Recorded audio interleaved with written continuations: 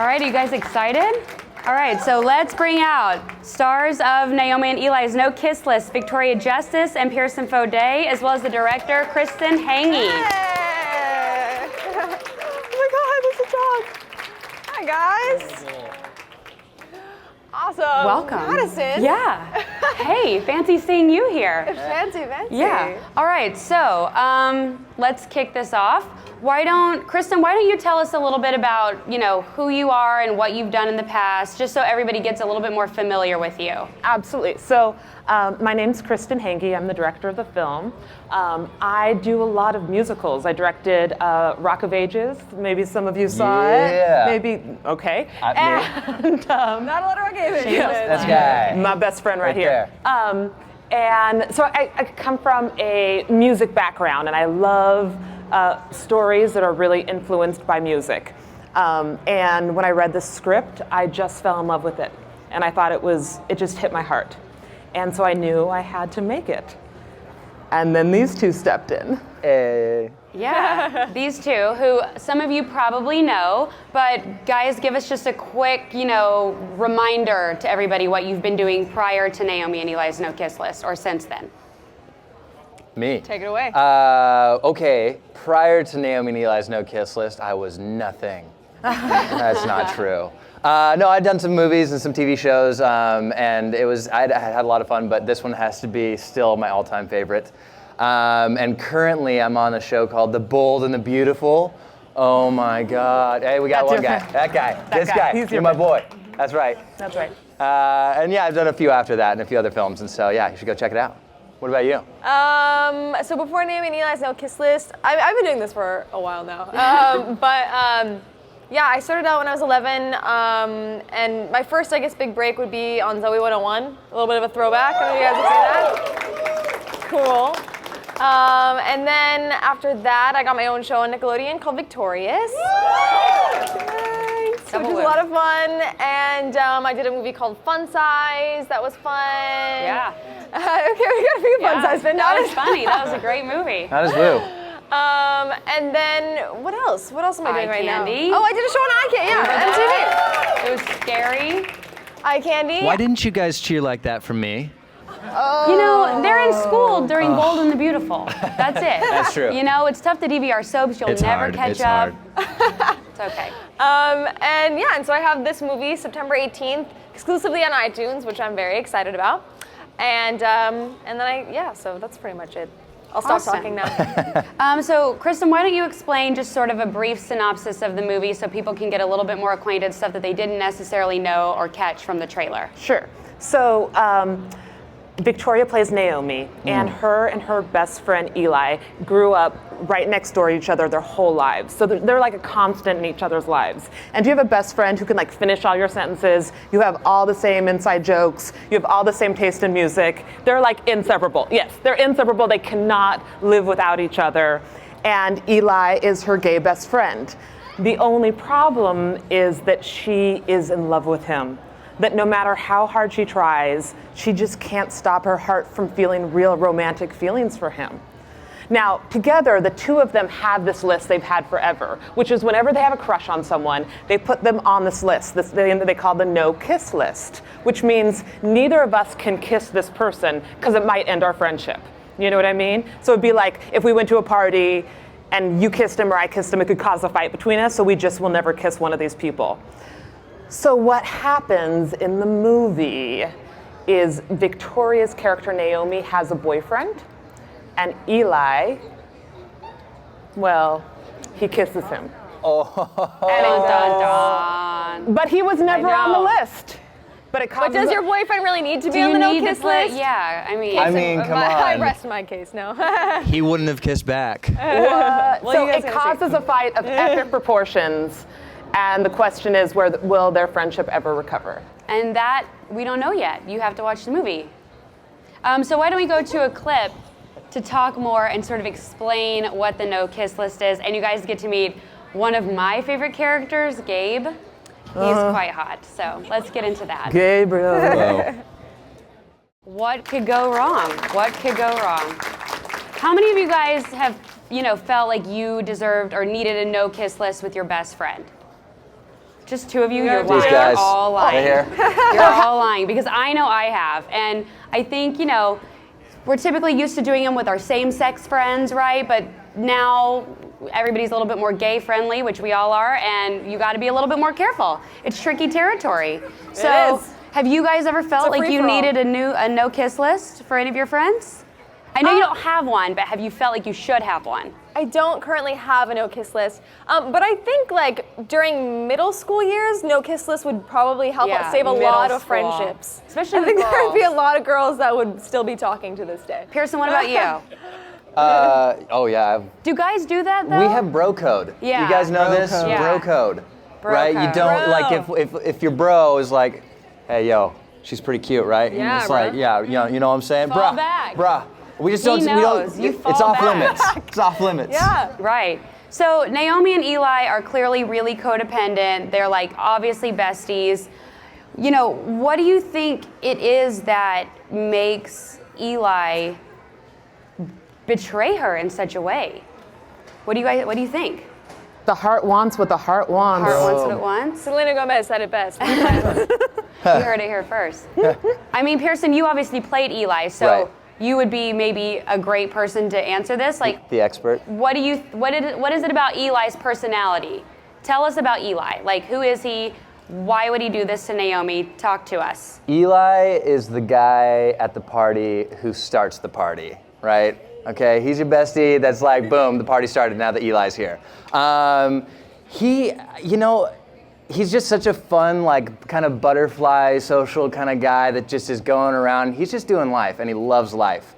And sometimes I just don't think that he's aware that his actions are causing pain to others. And he saw something pretty, and he wanted to touch it and kiss it and So, okay. see if it liked him back. And then Vic, Naomi is like kind of the counterpart, right? Yes. She's his best friend. Talk to us about Naomi. Like, who is she? What's her personality? Give us some insight. Naomi is also, I would say, the life of the party in her own right. She's a lot of fun. She likes to have a good time. She's a little bit sassy. But at the end of the day, when you meet her in this film, she's going through a really hard time in her life. Her parents have just split up. Her and Eli are freshmen at NYU, and it's always, hey, two NYUers, that's exciting. So her and Eli it's always been like them two together, and they've kind of always been in this bubble, and Naomi is really safe in that bubble. And so when they start, these new experiences at their new school, and Eli starts branching out and is not quite making as many plans with her and is kind of doing his own thing, that really starts to freak her out. And she is already in such a vulnerable place that it kind of, she kind of has to get it all together, and everything kind of feels like it's falling apart for her. Yeah. True. And I think, so another major character of this movie is New York City, right? Yes. So Yeah. Kristin, why don't you kind of like, what made you like, was the book already in New York? Or like, Yeah. what was, So the book was set in New York. It's the same book writers that also wrote Nick and Nora's Infinite Playlist, right? Yeah, they're amazing. Great and story. they love to write about New York, and they write about New York so viscerally. So I read the original book, and everything was about these two characters owning Manhattan and kind of owning the village like it was their ground, like the whole thing was their clubhouse. And so I really wanted to capture that feeling of this is our city, and we own this city. And then for me personally, I grew up in California, and I always felt like I was a little girl dreaming of New York, like one day. And then so the first time I came here, I was like, it's magical. And so I always had that feeling of New York being this like really magical, really exciting place. And I wanted you to be able to feel that in the film, that New York made you feel like you were alive, and that anything was possible. like, like what that. are some Yeah. of, we see a lot of the sort of iconic West Village landmarks like Washington Square Park, that kind of thing. Like, what are some of you guys' New York, like, must-haves, must-dos?Ag us, like, one each. Ooh. Vic, go first. Ooh, a New York must-do. They're actually really close to, right next door to where I was living when we were filming this movie. There's like this little Spanish restaurant that I love. It's called Cafe Español, I believe. Have you guys been there? Okay, so yeah, Cafe- I love that Cafe- place. I swear, the best sangria, best tostones. Love it. Latin girl likes her España. That's right. I guess for me, Oh, and the bacon wrap dates. Get the bacon wrap dates. jeez, Sorry, I couldn't keep that in. bacon. Bacon makes everything better. Let's see. I honestly, I was only here for the filming of this, but I think my favorite thing to do was I would take out my skateboard and I would skate in one direction for about 30 minutes. Didn't know where I was going. I'd stop at a restaurant and I'd go eat somewhere. And New York has so many restaurants, and you can go anywhere and eat, and it's all good. So I think that's like a must-do. I don't know if it's all good, but most of it was good. And then Kristin, what about you? My must-do would be Central Park. I love Central Park. I love that no Yes. matter how many times you've been to Central Park, you can still discover something new. And there's a whole scene in the movie where Victoria's character, Naomi, goes to Central Park and sees something she's never seen before. So the park is the park. You can't, it's so romantic. Yeah. It is. And then so for you guys in acting in this, like obviously, Vic, you might be a little bit like Naomi in a certain way. I mean, I obviously know you differently than other people do, but you are similar to her in some ways and different than her in other ways. Like how did you have to draw on anything specifically for inspiration or to sort of become Naomi, the Naomi that you wanted to portray? Because it's obviously different than Tori Vega, let's be serious, right? Like she's not... Yeah, Naomi's definitely different from Tori Vega. Yeah, I think at the end of the day, I just, in this film, I had to really explore a lot more emotionally, and I get to show a lot more depth in this movie than I really ever have before. So I guess to prepare for the role, I just did some backstory for the character, and I don't know, I mean, we're similar in some ways because I feel like she's, in a vulnerable time in her life, like I was saying, and she's going through a lot of changes. She has to grow up. She's kind of becoming an adult, and I'm really I'm a little bit older than she is. I'm 22, but I feel like I'm at a very similar point in my life. So I can relate to that aspect of how difficult change is and how emotional that can be, and having to rise to the occasion. That's awesome. And then Pierson, you're obviously, well, I don't know if you're obviously, but you are straight and you play a gay male. For me personally, when I met you and I was like, oh my gosh, this is a straight, macho, handsome guy. You're playing this, you're playing this gay guy. You kiss him. That's not what you do in your personal life. Right. So, were there certain things that did you give yourself a pep talk where you got this, you're into dudes for today? What did you do to get jazzed up to be Eli? Eli. Well, I mean, I think the big thing that I did was I got to sit down two of my mentors back in LA, and they're both gay and they're older, and I got to kind of get their history about what it was like to come out and the different ideas and philosophies that they had to work through, and then I fell in love with these ideas that I interpreted for Eli. And once I kind of fell in love with that, I was able to kind of step into the character a lot more easily. And, it's cool for Eli's character because he really embraces who he is, and he's very unashamed and just unabashed about being him 110%. But I think it was my first day on set, or day 2 or 3. I had just met the guy that I was about to be. We were love interests halfway through the script at this point. And I just met him 5 minutes before. I was like, oh, hey man, I'm gonna kiss you in 5 minutes. How's it going? And so then we made out, and that was it. You guys did a really good job. Thank you. I did. It's And very then so convincing. for you, directing these, young actors that are playing roles that they've probably never played before. How was that for you as a director? Did you find it challenging at times? What were challenges that you faced in directing the film? Well, I felt that both Victoria and Pierson were really brave.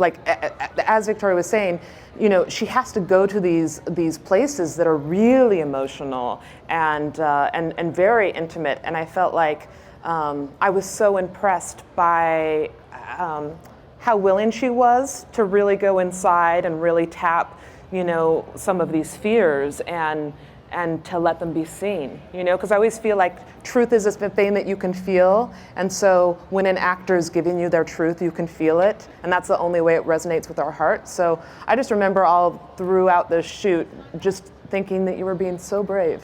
Oh. Yeah, and then Pierson. Pierson is also so great because the other boy who was also who played his love interest was also straight, and I thought Pierson made him actually feel at ease so quickly, and he did for you as well, and there was such a natural affinity that the two of you had Yeah. for each other. Do you know? Such a sweet guy. Yeah, such a sweet guy. Yeah. Yeah. Ryan Ward. Ryan Ward. Shout out to Ryan Ward. Come on, Yeah. shout out. Love Ryan Shout out to Ward. my boy. But I felt like that one of the wonderful things that Pierson does as Eli, because Eli's like this too, is makes everybody feel good. You know, like just Definitely. naturally shows up and is very selfless in what he's giving the people that he's working off of. And in doing so, there's an energy return, and you can feel it, and it becomes really palpable, and you can feel that chemistry. And so, yeah, you do good. That makes me feel good. And there's like, you guys have to see this movie, seriously. There is like such raw emotions that even like adults who are in their 50s, they watch this and they get so emotional because it evokes like stuff that you went through when you were at the time in your life when you didn't know who you are and who your people were. And these two are like unreal. You really have, like, it's seriously, they're so good. And I feel like Naomi really, and Eli does too, but Naomi really sort of goes through a huge character arc, like from who she is in the beginning. You guys saw in the trailer, they're like running around and, you know, making it rain with starbursts and all kinds, like everything's awesome in their own bubble. And then you see like Eli sits down and he throws her stuff on the table and there's tears. Like, talk to us about that. I'm sure everybody in this room has either gone through that or is going through that or definitely will go through that at some point in their life. Like, tell us more about sort of her journey and all of that. Tell you more about Naomi's journey as far as like how she changes and what she does to change and why she has to change. Well, how she changes. Well, I think in the beginning of the film, she's a little immature, you know? She's definitely very codependent with Eli. Like I said, like they have all these rules together. They have their no kiss list. It's almost like it's like her little fantasy world in her own way. And also she's living a fantasy because he's gay and she really wants to have this romantic relationship with him, but like deep down she knows like it's never gonna happen. And so I think there's just like a lot of truths in life that she's kind of just pushing down a little bit, that she's not ready to face and not ready to like step up to the plate and actually deal with. And that's one of the reasons why I loved playing this character, is because like there's like so much depth there and there's so much, it's such a great character arc, and you really get to see like who the person she is in the beginning and really like how her and Eli both grow as people and mature together, and so that was really, really fun to play and challenging at the same time. And then one way she changes is like she tries to make friends besides Eli. She does. Yeah. She tries to branch out. She doesn't Like really one want of her friends at school. She like Yes. doesn't want to. Yeah, she doesn't want to. I don't want to like give too much away or whatever, but Monique Coleman is also in the movie. She's you might know her from High School Musical, and she's great. She's awesome in the film. But yeah, she doesn't really want to branch out and make other friends. She just wants it to stay like her and Eli always and forever, and it's just not the way that life is. So. And on that note, we'll go to the next clip, which is sort of on this like area that we're talking about. So yeah, so that's her making her efforts. Yeah, and she really does, like, she grows to. Robin is a great girl, and she's never, like she says in this scene in the film, like all of her life, there's never really been a girl quotient. It's always been her and Eli. So it's really cool to see her for the first time, like having that girl talk. She's never done that before, so it was fun. Yeah, and I feel like there's this whole arc that you'll see in the film of Naomi and Eli almost like kind of living in the beginning when we see them in like how Victoria said, like in a fantasy world, like very much like in this everything's okay and very on the surface. Yes. And then when stuff starts to go down, they break open. and they really I feel like it's always like the Velveteen Rabbit. They become real, and that's what you see in the movie is you see them become more human. Yeah, definitely. So, what is one thing about this movie that you guys think will draw people in? What's one thing? I know there's many things, but what's one thing that you think will make people be like, oh my God, yes, I feel this, or I get this, or I've seen this, or just all of it? Pierson, why don't you start? All right. I think the big thing for me is the unrequited love. We talked about it a minute ago, but it's that moment that you're in love with somebody and you put all that effort into it and you're like, I will be your best friend no matter what. And if you want to kiss me, that's okay too. But I think we've all been there, and that's it for me. Yeah, definitely. And then Vic, what about you? I think a lot of people will relate to the idea of having your best friend and then that person kind of moving on without you. I know I've been through that before, and it's really tough. So I think a lot of people will be able to relate to that. And then Kristin? I would say, all of us react so strongly to change, and change it invades your life, and you're like, no, stop, life, don't change, please, and eventually you have to surrender and say, this doesn't feel good, but okay, and then oftentimes some really beautiful things come out of that. So I think that message is very universal. Definitely. And honestly, you guys should all go see it. Or not go see it, you should all get it. It's going to be exclusively on iTunes Friday at midnight, and then 9 Pacific time if any of you are in California on Friday.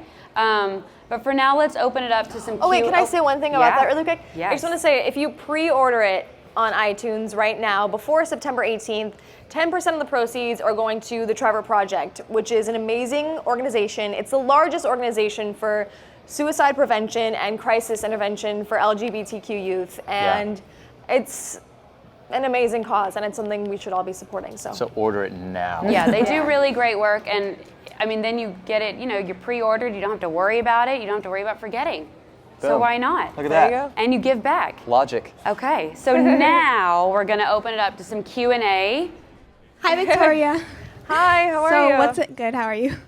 So what's it like working with your real life boyfriend? Well, when we were doing the movie, there was nothing romantic happening. Yeah, we were just we were friends. We'd never met before. Yeah. And, but we had a really good time. Like Kristin was saying, Pierson has this quality. He's really good at making everyone feel comfortable and making everyone feel like a friend of Fode's. Come on. And so we had a really good time, just wilding out in New York City. I can't believe I just said wilding out, but it happened. Cheer. Hi guys. How did you like filming the movie? Was it easy or was it hard to film it? Yeah. Yeah. No, Just no. asking. It was both. Yeah, definitely. There was days that it was super, super fun and just light and easy, and we got to improv and goof around, and then there's the hard days, Jaffa Cafe. All right. Thanks guys. Yeah.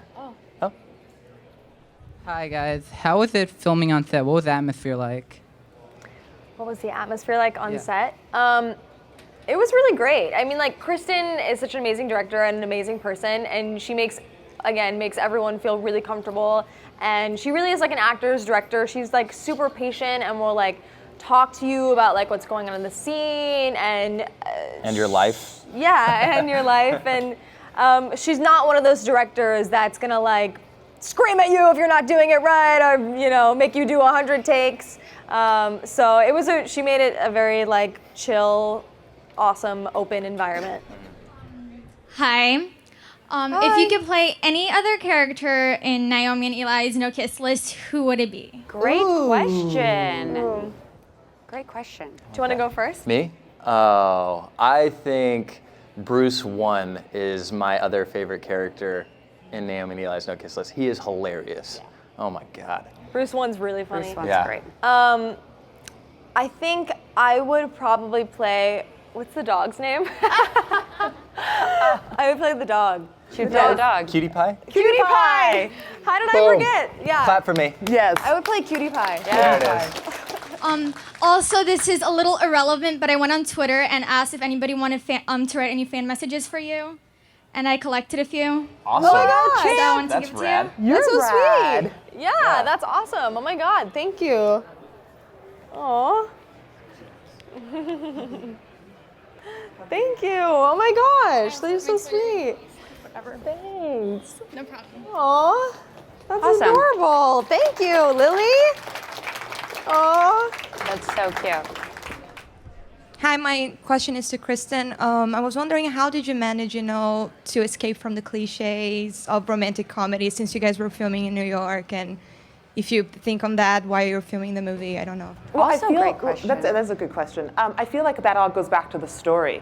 I feel like the writers of the original book were very clear about wanting to write something to them that felt real and that wasn't just traditional out-of-the-box romantic comedy. I mean, it's a very complicated situation that these characters are in, and I think that that's what we were interested in, is showing how messy sometimes relationships can be and how complicated it can be to be close to someone.